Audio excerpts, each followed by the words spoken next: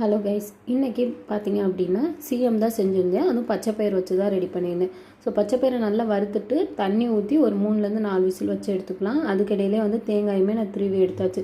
So பச்சைப்பயிர் பார்த்திங்க அப்படின்னா இப்போ ஓரளவுக்கு நல்லா வெந்துருச்சு. இதுக்கிடையிலே பார்த்திங்கன்னா வடை சட்டியில் எண்ணெய் ஊற்றி நல்லா காய வச்சுக்கிட்டாச்சு.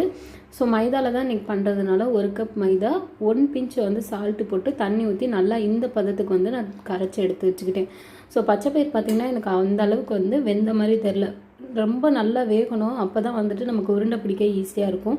ஸோ பச்சைப்பயிறு, தேங்காய், 2 ஏலக்காய், கொஞ்சமாக சுகர், நம்ம வெள்ளைக்கட்டி இல்லை நாடு சக்கரை எது வேணாலும் சேர்த்துக்கலாம். இதெல்லாம் சேர்த்து பல்ஸ் மோடில் இது பண்ணி உருண்டை பிடிச்சி மாவு கூட டிப் பண்ணி போட்டோம் அப்படின்னா சூப்பரான சிஎம் ரெடி ஆயிரும். எங்கள் ஊரில் நாங்கள் சிஎம் தான் சொல்லுவோம். உங்கள் ஊரில் என்ன சொல்லுவீங்கன்னு சொல்லி கண்டிப்பாக கமெண்ட் பண்ணுங்கள்.